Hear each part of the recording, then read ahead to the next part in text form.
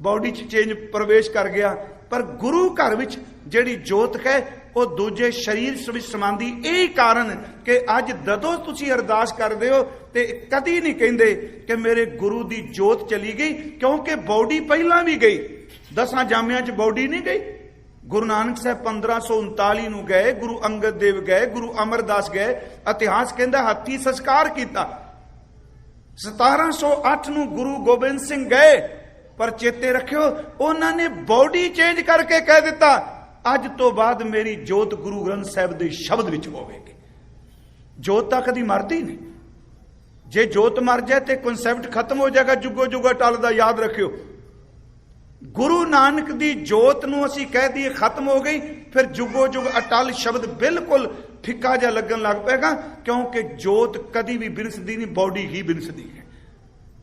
फिर बेनती सुनियो, मैं कर्मां दी गल जिहड़ी कर लगा, मैं फिर शब्द वरते ने। एक बॉडी सथूल आ जिहड़े असीं सारे ले, वो दुख सुख भी ये दईदे ने। इनू पुन पाप लगदा है। यही विचारी कदी मोह च हसदी है, कदी रोंदी है, कदी कलपदी।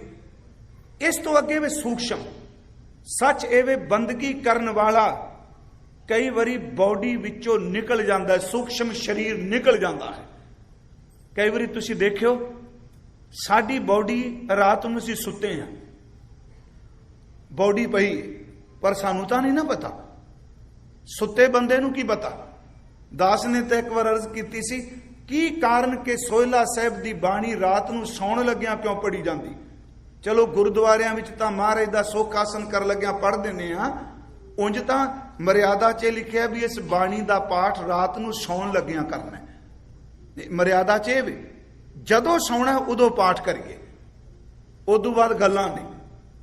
असल च नींद एक छोटी मौत है ते मौत एक बड़ी वड्डी नींद है।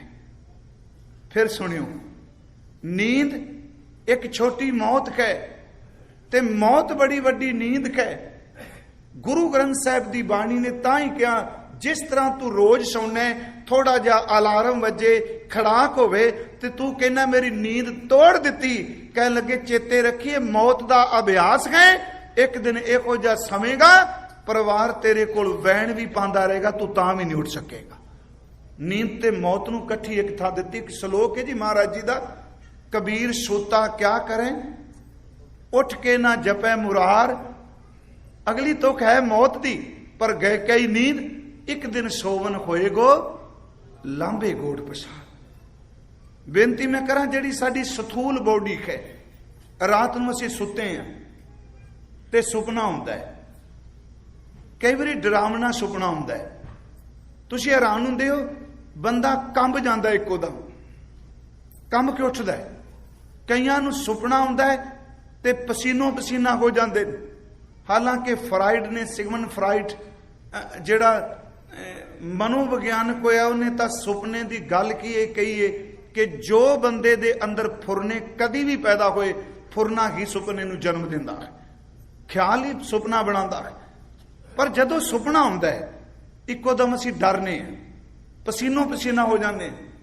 पर साडे पूर्व दे जिहड़े कमाई वाले ऋषि मुनि ने, वो कहंदे नहीं, साडी स्थूल बॉडी विचों सूक्ष्म बॉडी बाहर निकलदी है, पर जदों वो सुपने की घटना वापरदी है इकोदम अंदर प्रवेश कर दी ते स्थूल बॉडी पूरी दी पूरी हिल जाती है। ये दुख महसूस करती है। मैं गल तां कर लगा सा, केड़ा शरीर है जिहदे गल च संगल पा दिता। हाँ कि महाराज ने क्या कि आपी ने भोग भोग कह कोई भसमड़ भौर सदाया, वड्डा होवा दुनीदार गल संगल घत चलाया। प्यारिओ, ये स्थूल शरीर नूं लोकी फुल्लां दे हार पांदे जे, ते सूक्ष्म नूं पुछ के देखो जिहड़ा बॉडी चों निकलदा है, ओहदे गले विच रब ने सजा दा एक संगल पा दिता है। संगल शब्द तां वरतिया क्योंकि सानू समझ पै जाएगी स्थूल शरीर है। महाराज कहते ने वो जिहड़ी सूक्ष्म बॉडी है, गल संगल कत च लाया, जेड़े कहंदे आ जी लेखा तां हुंदा ही नहीं, वो अगली तुक जां तां फिर बाबा जी दी बाणी नूं स्वीकार देनी हो। अगली तुके कि अग्गै करनी कीरत वाचिए। इत्थे महाराज ने कथनी शब्द नहीं वरतिया, करनी वरते। उथे नहीं पूछा जाना तू कथा किन्ना कु बोलिया, ਉੱਥੇ ਪੁੱਛਿਆ ਜਾਣਾ ਜੋ ਬੋਲਿਆ ਉਹਨੂੰ ਕਮਾਇਆ ਕਿੰਨਾ। ਬੋਲ ਨਹੀਂ, ਪ੍ਰੈਕਟੀਕਲ ਤੂੰ ਕੀ ਕੀਤਾ। ਮਹਾਰਾਜ ਕਹਿੰਦੇ ਨੇ ਅੱਗੇ ਕਰਨੀ ਕੀਰਤ ਵਾਚੀਐ। ਵਾਚੀਐ ਜੇ ਜਿਹਨੂੰ ਗੁਰੂ ਨਾਨਕ ਸਾਹਿਬ ਕਹਿੰਦੇ ਨੇ ਚੰਗਿਆਈਆਂ ਬੁਰਾਈਆਂ ਵਾਚੈ ਧਰਮ ਹਦੂਰ। ਅੱਗੇ ਕਰਨੀ ਕੀਰਤ ਵਾਚੀਐ ਤੇ ਧੱਕਾ ਕਦੀ ਨਹੀਂ ਕਰਦਾ। ਉਹ ਬਹਿ ਲੇਖਾ ਕਰ ਸਮਝਾਇਆ, ਗੱਲ ਖਾਨੇ ਚ ਪਾ ਦਿੱਤੀ ਜਿਹੜੀ ਸਜ਼ਾ ਤੈਨੂੰ ਦੇਣ ਲੱਗਿਆ ਤੇਰੇ ਕੀਤੇ ਹੋਏ ਕਰਮਾਂ ਦੀ ਹੈ। ਬਹਿ ਲੇਖਾ ਕਰ ਸਮਝਾਇਆ। ਤੇ ਮਹਾਰਾਜ ਕਹਿੰਦੇ ਥਾਉ ਨਾ ਹੋਵੀ ਪੌਂਦਈ ਹੁਣ ਸੁਣੀਏ ਕਿਆ ਰਵਾਇਆ। ਅੱਗੇ ਕਹਿੰਦੇ ਮਨ ਅੰਧੇ, ਸ਼ਰੀਰ ਅੰਧੇ ਨਹੀਂ ਕਹਿ ਰਿਹਾ, ਮਨ ਅੰਧੇ ਕਿਉਂਕਿ ਬੋਡੀ ਖਤਮ ਹੋ ਚੁੱਕੀ ਹੈ, ਸੂਖਸ਼ਮ ਅੱਗੇ ਜਾ ਰਹੇ ਹੈ। ਮਨ ਅੰਧੇ ਜਨਮ ਗਵਾਇਆ। ਤੀਜੀ ਪੌੜੀ ਇੱਕ ਹੋਰ ਪੜ੍ਹ ਲਈਏ, ਉਹ ਪੌੜੀ ਹੈ ਕੱਪੜ ਰੂਪ ਸੁਹਾਵਣਾ। ਜਿਹੜੇ ਕਹਿੰਦੇ ਨੇ ਨਹੀਂ ਜੀ ਚੰਗਿਆਈਆਂ ਬੁਰਾਈਆਂ ਕਰਮ ਤਾਂ ਹੈ ਹੀ ਨਹੀਂ। ਮਹਾਰਾਜ ਕੀਤੀ ਜੋ ਕਰਮ ਕਰ ਰਹੇ ਆ ਇੱਕ ਇੱਕ ਕਰਮ ਲਿਖਿਆ ਜਾਂਦਾ ਹੈ ਗੁਰਬਾਣੀ ਅਨੁਸਾਰ ਦੇਖੀਏ ਤਾਂ। ਮਹਾਰਾਜ ਕਹਿੰਦੇ ਕੱਪੜ ਰੂਪ ਸੁਹਾਵਣਾ। ਆ ਬੋਡੀ ਦੀ ਚਮੜੀ ਜਿਹੜੀ ਇਹ ਕੱਪੜਾ ਹੈ ਸੋਹਣਾ, ਇਸ ਰੂਪ ਨੂੰ ਇਸ ਕੱਪੜੇ ਨੂੰ ਆਪਾਂ ਛੱਡ ਕੇ ਜਾਣਾ। ਕੱਪੜ ਰੂਪ ਸੁਹਾਵਣਾ ਛੜ ਦੁਨੀਆ ਅੰਦਰ ਜਾਵਣਾ। ਮੰਦਾ ਚੰਗਾ ਆਪਣਾ ਆਪੇ ਹੀ ਕੀਤਾ ਪਾਵਣਾ। ਆਪੇ ਹੀ ਕੀਤਾ ਪਾਵਣਾ ਕਰਮ ਫਿਲਾਸਫੀ ਹੈ। ਜੋ ਮੈਂ ਕੀਤਾ ਮੈਂ ਉਹ ਪਾਵਾਂਗਾ। ਆਪੇ ਹੀ ਕੀਤਾ ਪਾਵਣਾ। ਮੰਦਾ ਚੰਗਾ ਆਪਣਾ ਆਪੇ ਹੀ ਕੀਤਾ ਪਾਵਣਾ। ਹੁਕਮ ਕੀਏ ਮਨ ਭਾਵਦੇ ਤੇ ਚੰਮਦੀਆਂ ਚਲਾਈਆਂ। ਆਹ ਕੰਮ ਕਰੋ, ਆਹ ਕਰੋ, ਪਾਪ ਕਰਾਏ, ਬਹੁਤ ਕੁਝ ਕੀਤਾ। ਮਹਾਰਾਜ ਕਹਿੰਦੇ ਨੇ ਅੱਗੇ ਕੀ ਬਣੇਗਾ। ਹੁਕਮ ਕੀਏ ਮਨ ਭਾਵਦੇ ਰਾਹ ਭੀੜੈ। ਹੁਣ ਰਾਹ ਭੀੜੈ ਅੱਗੇ ਜਾਵਣਾ ਜਿੱਥੋਂ ਸੂਖਸ਼ਮ ਸਰੀਰ ਨੇ ਨਿਕਲਣਾ ਹੈ। ਉਹ ਇਹਨਾਂ ਮੁਕ ਦੁਆਰਾ ਸ਼ੰਕੁੜਾ ਰਾਈ ਦਸਵੇਂ ਪਾਏ। ਉਹ ਇੰਨਾ ਸੂਖਸ਼ਮ ਹੈ। ਮਹਾਰਾਜ ਕਹਿੰਦੇ ਦੇਖੋ ਇਹ ਸਤਿਗੁਰੂ ਦੇ ਬਚਨ ਨੇ। ਕਹਿੰਦੇ ਨੇ ਅੱਗੇ ਰਾਹ ਭੀੜੈ ਅੱਗੇ ਜਾਵਣਾ। ਨੰਗਾ ਦੋਜ਼ਖ ਚਾਲਿਆ ਤਾਂ ਦਿਸੈ ਖਰਾ ਡਰਾਵਣਾ। ਤੇ ਮਹਾਰਾਜ ਕਹਿੰਦੇ ਨੇ ਕੌਣ ਕਹਿੰਦਾ ਅਵਗਣ ਨਹੀਂ ਜਾਂਦੇ ਕਰ ਅਵਗਣ ਪਛੋਤਾਵਣਾ। ਮੈਂ ਸਿਰਫ ਕੁਝ ਕੁ ਇਹ ਪ੍ਰਮਾਣ ਦਿੱਤੇ ਨੇ ਗੁਰੂ ਨਾਨਕ ਸਾਹਿਬ ਦੀ ਬਾਣੀ ਦੇ। ਆਓ ਬਾਬਾ ਫਰੀਦ ਸਾਹਿਬ ਨੂੰ ਅਸੀਂ ਪੜ੍ਹਨੇ, ਉਹਨਾਂ ਦਾ ਇੱਕ ਦੋ ਸ਼ਲੋਕ ਮੈਂ ਸਿਰਫ ਸੁਣਾਵਾਂਗਾ। ਮੈਂ ਤਾਂ ਇਸ ਭੁਲੇਖੇ ਨੂੰ ਕੱਢ ਦਈਏ ਵੀ ਕਰਮ ਤਾਂ ਕਿਸੇ ਨੇ ਵਾਚਨੇ ਨਹੀਂ ਜੀ, ਲੇਖਾ ਕੋਈ ਨਹੀਂ ਜੀ। ਬੇਨਤੀ ਹੈ ਬਾਬਾ ਫਰੀਦ ਸਾਹਿਬ ਦਾ ਇੱਕ ਸ਼ਲੋਕ ਹੈ, ਫਰੀਦਾ ਮੌਤੈ ਦਾ ਬੰਨਾ ਐਵੇਂ ਦਿਸੈ ਜਿਉਂ ਦਰਿਆਵੈ ਢਾਹਾ। ਦਰਿਆਵ ਦਾ ਢਾਹ ਤੁਹਾਨੂੰ ਪਤਾ ਹੀ ਹੈ ਨਾ, ਜਦੋਂ ਮਾਰ ਦਾ ਹੜ ਆਉਂਦਾ ਤੇ ਥੱਲਿਓਂ ਮਿੱਟੀ ਨੂੰ ਪੱਟ ਪੱਟ ਕੇ ਲਈ ਜਾਂਦਾ। ਕਹਿੰਦੇ ਨੇ ਮੌਤ ਇਸ ਤਰ੍ਹਾਂ ਜਦੋਂ ਕਿਤੇ ਨਦੀ 'ਚ ਹੜ ਆਉਂਦਾ ਦੇਖਦੇ ਮੈਂ ਦੇਖਿਆ ਹੈ ਕਿ ਇੱਕ ਖਿੰਨ 'ਚ ਥੱਲਿਓਂ ਮਾਰਦੀਆਂ ਨੇ ਛੱਲਾਂ, ਉੱਤੋਂ ਲੱਗਦਾ ਮਿੱਟੀ ਖਲੋਤੀ। ਪਤਾ ਹੀ ਉਦੋਂ ਲੱਗਦਾ ਜਦੋਂ ਉੱਤੋਂ ਵਾਲਾ ਸਾਰਾ ਰੁੜ ਜਾਂਦਾ ਹੈ। ਮੌਤ ਤਾਂ ਇਸ ਤਰ੍ਹਾਂ ਜਿਵੇਂ ਦਰਿਆ ਦਾ ਢਾਹ ਹੈ। ਫਰੀਦਾ ਮੌਤੈ ਦਾ ਬੰਨਾ ਇਵੇਂ ਦਿਸੈ ਜਿਉਂ ਦਰਿਆਵੈ ਢਾਹਾ। ਅੱਗੇ ਦੋਜਕ ਤਪਿਆ ਸੁਣੀਐ ਹੂਲ ਪਵੈ ਕਹਾ ਕੁਰਲਾਟ ਪਿਆ। ਇਕਨਾਂ ਨੂੰ ਸਭ ਸੋਝੀ ਆਈ। ਇੱਕ ਉਹ ਨੇ ਜਿਨ੍ਹਾਂ ਨੂੰ ਬੰਦਗੀ ਵਾਲੇ ਕਰਮਾਂ ਨਾਲ ਸਮਝ ਪੈ ਗਈ ਕਿ ਅੱਗੇ ਆ ਕੁਝ ਵਾਪਰਨਾ। ਇਕਨਾਂ ਨੂੰ ਸਭ ਸੋਝੀ ਆਈ। ਇੱਕ ਫਿਰਦੇ ਬੇਪਰਵਾਹ ਫਰੀਦਾ ਅਮਰ ਜੇ ਕੀਤੇ ਦੁਨੀ ਵਿੱਚ ਸੇ ਦਰ ਗਏ। ਉਹਗਾ ਤੇਰੀ ਉਹ ਗਵਾਹੀ ਦੇਣਗੇ ਜਿਹੜੇ ਤੂੰ ਕੰਮ ਕੀਤੇ। ਇਸ ਤੋਂ ਅਗਲਾ ਬਚਨ ਹੋਰ ਅਸੀਂ ਲੈ ਲਈ ਗੁਰੂ ਗ੍ਰੰਥ ਸਾਹਿਬ ਦੀ ਬਾਣੀ ਵਿੱਚ ਵੀ ਹੈ। ਇੱਕ ਬਾਬਾ ਫਰੀਦ ਸਾਹਿਬ ਦਾ ਸ਼ਲੋਕ ਹੈ, ਫਰੀਦਾ ਵੇਖ ਕਪਾਹ ਹੈ ਜੇ ਤੀਆ। ਆਪਾਂ ਪੰਜਾਬ 'ਚ ਸਾਰੀਆਂ ਚੀਜ਼ਾਂ ਦੇਖਦੇ ਆਂ। ਕਪਾਹ ਨੂੰ ਕਿਵੇਂ ਖੜੀ ਨੂੰ ਚੋਨੇ ਆ, ਝੰਬਨੇ ਆ, ਵੇਲਣੇ ਆ, ਫਿਰ ਪਿੰਜਣੀ 'ਚ ਪਿੰਜਨੇ ਆ, ਰੂਹ ਪਿੰਜਣੀ 'ਚ, ਫਿਰ ਕੱਤਨੇ ਆ, ਫਿਰ ਬੋਨੇ ਆ, ਫਿਰ ਕੁੱਟਨੇ ਤੇ ਕੱਟਨੇ। ਕਹਿੰਦੇ ਨੇ ਆ ਕਪਾਹ ਨਾਲ ਕੀ ਬੀਤੀ। ਫਰੀਦਾ ਵੇਖ ਕਪਾਹ ਹੈ ਜੇਥੀਆ ਸੇ ਜੇਤ ਸੇ ਦੀਆ ਤਿਲਾਂ। ਤਿਲਾਂ ਨੂੰ ਕਹਾਣੀ 'ਚ ਪਾ ਕੇ ਪੀੜਿਆ ਜਾਂਦਾ। ਕਾ ਮੱਦ ਹੈ ਅਰ ਕਾਗਦ ਹੈ। ਆ ਕਮਾਦ ਨਾਲ ਗੰਨੇ ਨਾਲ ਕੀ ਵਾਪਰਦਾ। ਹੁਣ ਇੱਕ ਦਿਨ ਮੈਂ ਪ੍ਰਮਾਣ ਦਿੱਤਾ ਤੇ ਪੜ੍ਹੇ ਲਿਖੇ ਬਹੁਤ ਪ੍ਰੋਫੈਸਰ ਸਾਹਿਬ ਹੀ ਸਨ ਜੀ, ਇੱਕ ਕਹਿਣ ਲੱਗੇ ਭਾਈ ਸਾਹਿਬ ਜੀ ਇਹ ਇਸਲਾਮਿਕ ਫਿਲਾਸਫੀ ਹੈ। ਤੇ ਮੈਂ ਕਿਹਾ ਬਾਬਾ ਨਾਨਕ ਵੀ ਇੱਕ ਸ਼ਲੋਕ ਕਹਿੰਦਾ ਵੇਖ ਜੇ ਮਿੱਠਾ ਕੱਟਿਆ ਕੱਟ ਕੁੱਟ ਵੱਡਾ ਪਾਏ। ਇਹ ਕਿਹੜੀ ਫਿਲਾਸਫੀ ਆ ਗਈ। ਅਸੀਂ ਚੰਗੇ ਕਰਮ ਕਰਨ ਦੀ ਥਾਂ ਘੁੰਤਰਾਂ ਨਾਲ ਬਾਣੀ ਦੇ ਅਰਥਾਂ ਦੇ ਅਨਰਥ ਕਰਨ ਨੂੰ ਤਿਆਰ ਆ। ਆਪ ਚੰਗੇ ਕਰਮ ਕਰਨ ਨੂੰ ਤਿਆਰ ਨਹੀਂ। ਜ਼ਿਆਦਾਤਰ ਗਿਣਤੀ ਹੈ ਸਾਡੀ। ਹੁਣ ਦੇਖੋ ਕਪਾਹ ਨਾਲ ਬੀਤੀ ਕੀ, ਕਮਾਦ ਨਾਲ ਕੀ ਬੀਤੀ। गन्ने नाल की पीती। गुरु नानक साहब दे शब्द लै लो, वेखो मैं कोई साखी कहानी नहीं लई, सिर्फ तां सिर्फ धुर की बाणी चो मैं बेनती कर रहा। ते जे ये सुन के भी अजे बंदा दुविधा जी कर्म हुंदे ने कि नहीं, फिर बदकिस्मती कह जा सकती, ये कर्म ही चंगे कोई नहीं, इदू वध की हो सकती। वो श्लोक के वेख जे मिठा कट्टिया, जदों पता लग गया ना भी गन्ना पक गया, किसान ने देख लिया भी मिठा भरिया गया, उन्हें गन्ने नूं कट्टिया, पट्टिया नहीं कट्टिया, पैरां तो वड्डिया। कट्टण तो बाद ओदी छोई लाई, छिलका लाया, ऊपर वाले जिहड़े पत्ते नूं आग सन ओह कट्टे। उन्हें छिलण तो बाद रस्सी विच इहदियां पंडां घुट के बन्नियां। पंडां बन्नण तो बाद कुल्हाड़ी ते लै गया, वेलणे च लै गया, इन्हें रख के वेलणे दियां लट्ठां विच, जिन्हों कुल्हाड़ी कई थावां ते अपने सज्जन वरते, ਉਹਦੇ ਵਿੱਚ ਰੱਖ ਕੇ ਇਹਨੂੰ ਚੰਗੀ ਤਰ੍ਹਾਂ ਵੇਲਣੇ ਵਿੱਚ ਉਹਨੇ ਪੀੜ ਕੇ ਰੱਖ ਦਿੱਤਾ। ਇੱਕ ਪਾਸੇ ਰਸ ਨਿਕਲ ਗਿਆ, ਦੂਜੇ ਪਾਸੇ ਉਹਦਾ ਫੋਗ ਛਿਲਕਾ ਨਿਕਲ ਗਿਆ। ਦੇਖੋ ਗੁਰੂ ਨਾਨਕ ਸਾਹਿਬ ਦਾ ਸ਼ਬਦ, ਜਿਨ੍ਹਾਂ ਨੇ ਗੁੜ ਬਣਾਇਆ ਬਣਦਿਆਂ ਦੇਖੇ, ਰਸ ਨੂੰ ਚੁੱਕਿਆ ਤੇ ਕੜਾਇਆ ਗਰਮ ਸੀ, ਉਹਦੇ ਵਿੱਚ ਛੱਡ ਦਿੱਤਾ। ਤੇ ਕਮਾਲ ਦੀ ਗੱਲ, ਪਹਿਲੇ ਦਿਨ ਹੀ ਬਸ ਬਾਹਰੋਂ ਬਾਲਣ ਲਿਆਉਂਦੇ ਨੇ, ਪਰਤ ਕੇ ਕਹਿੰਦੇ ਨੇ ਬਾਲਣ ਦੀ ਲੋੜ ਨਹੀਂ, ਇਹਦਾ ਛਿਲਕੀ ਬਾਲਣ ਵਾਲਾ ਕੰਮ ਦੇਈ ਜਾਏਗਾ। ਗੰਨੇ ਦਾ ਜਿਹੜਾ ਛਿਲਕਾ ਹੈ, ਉਹਨੂੰ ਸਾਡੇ ਬਾਹਰ ਚ ਸ਼ਬਦ ਵਰਦੇ ਸਨ ਪੱਛੀਆਂ। ਉਹਦੀਆਂ ਪੱਛੀਆਂ ਵਿੱਚ ਹੁੰਦਾ ਮਿੱਠਾ, ਤੇ ਮਿੱਠਾ ਅੱਗ ਬੜੀ ਛੇਤੀ ਪਕੜਦਾ। ਹੁਣ ਅੱਗ ਦੇ ਉੱਤੇ ਤੁਸੀਂ ਖੰਡ ਨੂੰ ਸੱਟੋ, ਕਿਵੇਂ ਅੱਗ ਮੱਚਦੀ। ਮਹਾਰਾਜ ਕਹਿੰਦੇ ਨੇ ਗੰਨੇ ਦਾ ਰਸ ਕੜਾਏ ਵਿੱਚ ਪਾ ਦਿੱਤਾ, ਕੜਾਏ ਦੇ ਥੱਲੇ ਉਹਦੇ ਬੋਡੀ ਗੰਨੇ ਦਾ ਸਰੀਰ ਹੀ ਪਾ ਦਿੱਤਾ ਵਿੱਚ, ਜਿਹੜੇ ਵਿੱਚੋਂ ਰਸ ਨਿਕਲਿਆ, ਉਹਦਾ ਫੋਗ ਸੜਨ ਲੱਗਾ। ਹੁਣ ਜਦੋਂ ਰਸ ਉਬਾਲੇ ਖਾਂਦਾ ਹੈ ਨਾ, ਤੇ ਤੁਹਾਂ ਦੇਖਿਆ ਹੋਣਾ, ਇੱਕ ਤਾਂ ਉਹਦੇ ਚ ਆਉਂਦੀ ਹੈ ਆਵਾਜ਼, ਤੇ ਨਿੱਕੇ ਨਿੱਕੇ ਨਾ ਬੁਲਬੁਲੇ ਬਣਦੇ ਨੇ ਬੁੱਧਬਦੇ। ਮਹਾਰਾਜ ਕਹਿੰਦੇ ਨੇ ਉਹ ਗੰਨੇ ਦੇ ਰਸ ਦਾ ਗੁੜ ਬਣਾਉਣ ਵਾਲਿਆ, ਇਹਦੇ ਕੜਾਏ ਚੋਂ ਜਿਹੜੀ ਆਵਾਜ਼ ਆਉਂਦੀ ਆ ਸੁਣੀ ਆ? ਮਹਾਰਾਜ ਅਸੀਂ ਤਾਂ ਸੁਣੀ ਨਹੀਂ, ਸਾਨੂੰ ਤਾਂ ਪਤਾ ਹੈ ਬੁਲਬੁਲੇ ਜੇ ਬੰਦੇ ਪਏ, ਅੱਖਾਂ ਦੀਆਂ ਬੰਦੀਆਂ ਨੇ, ਵਿੱਚੋਂ ਆਵਾਜ਼ ਨਿਕਲਦੀ ਏ। ਮਹਾਰਾਜ ਕਹਿੰਦੇ ਨੇ ਮੈਂ ਸੁਣੀ ਏ। ਸਤਿਗੁਰੂ ਤੁਸੀਂ ਕੀ ਸੁਣਿਆ? ਕਹਿਣ ਲੱਗੇ ਗੰਨੇ ਦਾ ਰਸ ਤਪਦਾ ਹੋਇਆ ਬੋਲ ਕੇ ਕਹਿੰਦਾ, ਲੋਕੋ ਮੈਂ ਮਿੱਠੇ ਪਿੱਛੇ ਪਿਆ ਤੇ ਮੇਰੇ ਨਾਲ ਇਹ ਕੁਝ ਬੀਤਿਆ, ਤੇ ਜਿਹੜਾ ਸਾਰੀ ਜ਼ਿੰਦਗੀ ਪਾਪਾਂ ਨੂੰ ਮਿੱਠੇ ਕਰ ਕਰਕੇ ਕਮਾਉਂਦਾ, ਉਹਦੇ ਨਾਲ ਕੱਲ ਨੂੰ ਕੀ ਬਣੇਗਾ।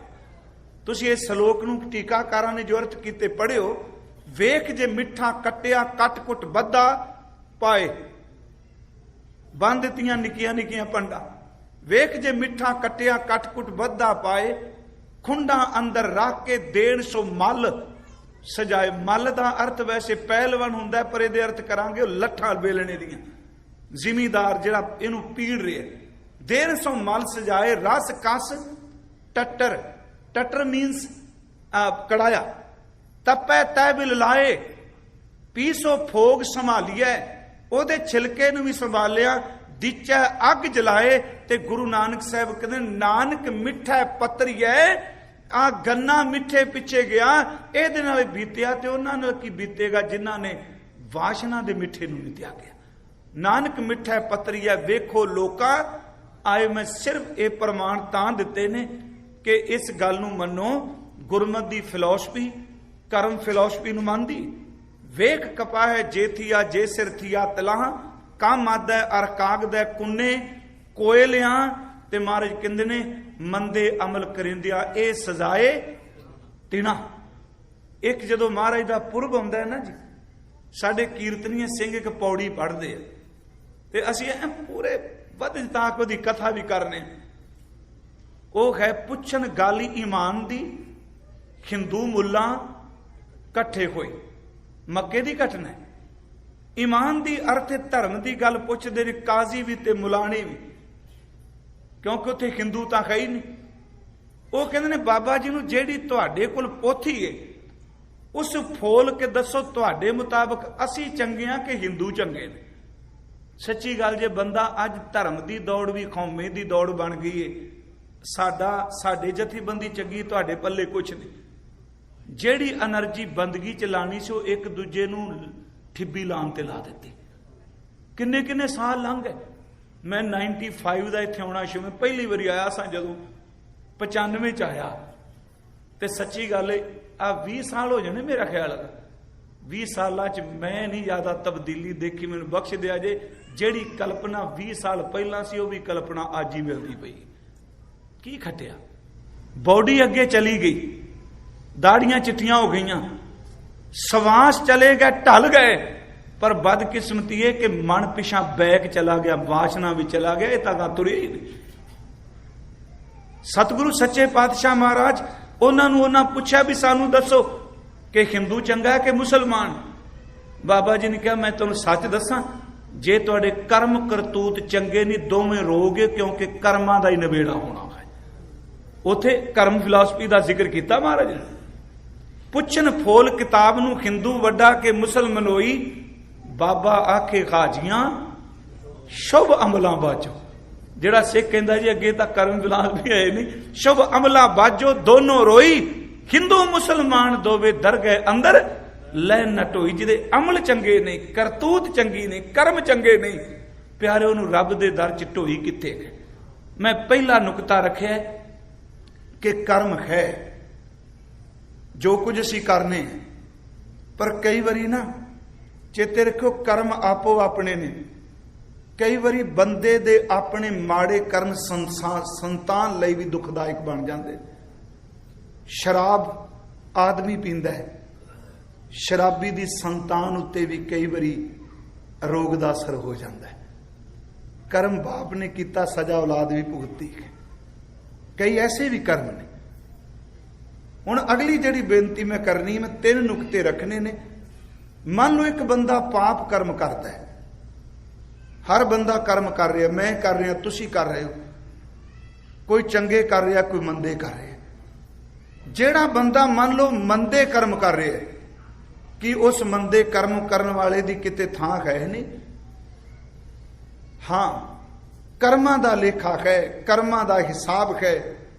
ਤੇ ਜਦੋਂ ਮਾੜੇ ਕਰਮ ਕਰਨ ਤੋਂ ਬਾਅਦ ਵੀ ਬੰਦਾ ਜ਼ਿੰਦਗੀ 'ਚ ਅਹਿਸਾਸ ਪੈਦਾ ਕਰ ਲਵੇ, ਪਛਤਾਵਾ ਪੈਦਾ ਕਰ ਲਵੇ ਕਿ ਹੇ ਮੇਰੇ ਮਾਲਕ, ਮੈਂ ਆ ਪਾਪ ਕਰਮ ਕੀਤੇ, ਮੇਰਾ ਗੁਰੂ ਕਦੀ ਨਹੀਂ ਕਹਿੰਦਾ ਤੈਨੂੰ ਸਜ਼ਾ ਮਿਲੇਗੀ। ਕਹਿਣ ਲੱਗੇ ਤੂੰ ਅੱਜ ਆ ਗਿਆ, ਸਮਝ ਅੱਜ ਹੀ ਦਿਨ ਚੜਿਆ, ਜੇ ਤੂੰ ਪ੍ਰਵਾਨ ਕਰ ਲਿਆ, ਤੂੰ ਬੰਦਗੀ ਕਰ, ਮੈਂ ਤੇਰੇ ਕੀਤੇ ਹੋਏ ਕਰਮਾਂ ਨੂੰ ਵੀ ਸਾੜ ਕੇ ਰਾਖ ਕਰ ਦੇਵਾਂਗਾ। ਬਸ ਇਸ ਨੁਕਤੇ ਨੂੰ ਆਪਾਂ ਲੈਣਾ ਹੈ। ਆਓ ਗੁਰੂ ਗ੍ਰੰਥ ਸਾਹਿਬ 'ਚ ਹੋਰ ਦਰਸ਼ਨ ਕਰੀਏ। ਇੱਕ ਸ਼ਲੋਕ ਹੈ ਸੰਸਕ੍ਰਿਤੀ ਵਿੱਚ, ਘੋਰ ਦੁਖਯੰ ਅਨਕ ਹਤਯੰ ਜਨਮ ਦਾਰਿਦਰੰ ਮਾਂ ਬਖਿਆਦਨ। 4 ਸ਼ਬਦ ਵਰਤੇ ਨੇ। ਘੋਰ ਦੁਖਯੰ, ਜਿਹੜਾ ਬੰਦੇ ਨੇ ਇੰਨੇ ਮਾੜੇ ਕਰਮ ਕੀਤੇ, ਵਿਚਾਰਾ ਸਾਰੀ ਜ਼ਿੰਦਗੀ ਦੁੱਖਾਂ 'ਚ ਨਿਕਲਦੀ ਪਈ, ਦੁੱਖ ਹੀ ਹੰਡਾਉਂਦਾ ਰਿਹਾ। ਅਨਕ ਹਤਯੰ, ਪਤਾ ਨਹੀਂ ਕਿੰਨਿਆਂ ਕੋ ਕਤਲ ਕੀਤੇ, ਕਿੰਨਿਆਂ ਨੂੰ ਧੋਖੇ ਦੇ ਦੇ ਕੇ ਮਾਰਿਆ। ਮਹਾਰਾਜ ਕਹਿਣ ਲੱਗੇ ਘੋਰ ਦੁਖਯੰ ਅਨਕ ਹਤਯੰ ਜਨਮ ਦਾਰਿਦਰੰ, ਜਨਮਾਂ ਜਨਮਾਂਤਰਾਂ ਦਾ ਦਰਿਦਰੀ। ਮਾਂ ਬਖਿਆਦੰ, ਤੇ ਜਿੱਥੇ ਬੈਠਦਾ ਬਸ ਇੱਕ ਨਿੱਕੀ ਜੀ ਚਿੰਗਿਆੜੀ ਲਾਂਦਾ, ਇੱਕੋ ਦਮ ਭੜਕਾਟ ਪੈਦਾ, ਅੱਗ ਲਾ ਕੇ ਭੱਜ ਜਾਂਦਾ। ਫਿਰ ਦੇਖੋ ਮਹਾਰਾਜ ਨੇ ਇਹ ਕਿਹਾ ਮਾਂ ਬਖਿਆਦੰ, ਜਿਹਦਾ ਕੰਮ ਹੀ ਹੈ ਜਿੱਥੇ ਜਾਣਾ ਬਸ ਇੱਕ ਤੀਲੀ ਛੱਡਣੀ, ਆਪ ਨਿਕਲ ਗਏ। ਤੁਸੀਂ ਕਦੀ ਦੇਖਿਆ ਕਿ ਜਿਹੜੇ ਬੰਦੇ ਚੋਖੀ ਤੀਲੀ ਲਾਉਂਦੇ ਨੇ ਸਮਾਜ ਵਿੱਚ, ਕੌਮ ਵਿੱਚ, ਉਹ ਬੰਦੇ ਕਿਉਂ ਨਹੀਂ ਮਰਦੇ? ਕਦੀ ਉਹ ਮਰਦੇ ਦੇਖੇ? ਉਹ ਮਰਨੇ ਵੀ ਨਹੀਂ ਚੇਤੇ ਰੱਖਿਓ। ਜੇ ਉਹ ਮਰ ਜਾਣਗੇ ਤੇ ਅੱਗ ਸ਼ਾਂਤ ਹੋ ਜਾਏਗੀ। ਸਰਦਾਰ ਕਪੂਰ ਸਿੰਘ ਉਹਨਾਂ ਨੇ ਇੱਕ ਗੱਲ ਅਕਾਲੀ ਲੀਡਰਾਂ ਨੂੰ ਕਹੀ, ਮੈਨੂੰ ਬਖਸ਼ ਦਿਆ ਜੇ, ਸ਼ਿਮਲੇ ਡੀਸੀ ਸਨ ਤੇ ਉਹਨਾਂ ਕੋਲ ਗਏ 5 ਸੱਜਣ ਜੀ। ਉਹਨਾਂ ਕਿਹਾ ਮਹਾਰਾਜ ਮੈਂ ਨਾਂ ਨਹੀਂ ਚਲੋ ਲੈਣਾ, ਵੀ ਪੰਥ ਦੇ ਭਲੇ ਦੀ ਗੱਲ ਦੱਸੋ। ਤੇ ਉਹ ਅੱਧੇ ਕੁ ਤਾਂ ਜਾ ਚੁੱਕੇ ਨੇ, ਇੱਕ ਕੋਈ ਬਚਿਆ ਬਸ। ਉਹ ਕਹਿਣ ਲੱਗੇ ਜੀ ਭਲੇ ਦੀ ਗੱਲ ਦੱਸੋ, ਪੰਥ ਦਾ ਭਲਾ ਕਿਵੇਂ ਹੋਵੇਗਾ? ਉਹਨਾਂ ਨੇ ਹੱਸ ਕੇ ਕਿਹਾ ਵਿਸਕੀ ਵੁਸਕੀ ਪੀਓਗੇ? ਮਤਲਬ ਵੀ ਤੁਹਾਂ ਖਾਣ ਪੀਣ ਵਾਲੇ ਬੰਦੇ ਹੋ, ਤੁਹਾਂ ਕੀ ਲੈਣਾ? ਉਹਨੇ ਕਿਹਾ ਨਹੀਂ ਮਹਾਰਾਜ ਤੁਸੀਂ ਦੂਰ ਅੰਦੇਸ਼ ਹੋ, ਸਾਨੂੰ ਦੱਸੋ ਵੀ ਪੰਥ ਦਾ ਭਲਾ ਕਿਵੇਂ? ਉਹਨੇ ਕਿਹਾ ਵੀ ਤੁਸੀਂ ਪਹਿਲਾਂ ਚਾਹ ਪਾਣੀ ਪੀਓ। ਨੌਕਰ ਨੂੰ ਕਹਿੰਦਾ ਬਾਜ਼ਾਰ ਜਾ, ਆ 20 ਫੁੱਟ ਰੱਸਾ ਲੈ ਆਵੀਂ ਬੈਂਤ ਦਾ, ਤੇ 4-4 ਫੁੱਟ ਦੇ 5 ਟੁਕੜੇ ਕਰਾ ਲਿਆ ਵੀ, ਵਲੇਟ ਕੇ ਲੈ ਆਵੀਂ। ਉਹ ਲੈ ਆਂਦੇ, ਚਾਹ ਪਾਣੀ ਪੀਤਾ। ਕਹਿਣ ਲੱਗੇ ਸਰਦਾਰ ਸਾਹਿਬ ਦੱਸੋ।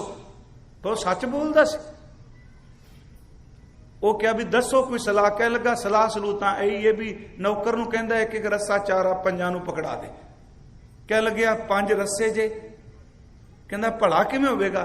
ਕਹਿ ਲੱਗੇ ਤੁਸੀਂ ਬਾਹਰ ਨਿਕਲ ਕੇ ਚੀਲ ਦਾ ਰੋਖੇ ਥੱਲੇ पंजे फा लैके मर जाओ, पंथ का भला अपने आप हो जाना। मैं एक बेनती करांगा, सच्ची गल जे, जेड़ा बंदा अग लाण वाला किसी सोसाइटी च, वो सब तो वध भड़काहट पैदा करता बोल बोल के, लोकां नूं नीवां दिखांदा, गदार शब्द, माड़े शब्द। वो बंदे क्यों नहीं मरदे? क्योंकि जे वो मर जाणगे ते समाज विच तीली लाण वाला कौन बचे?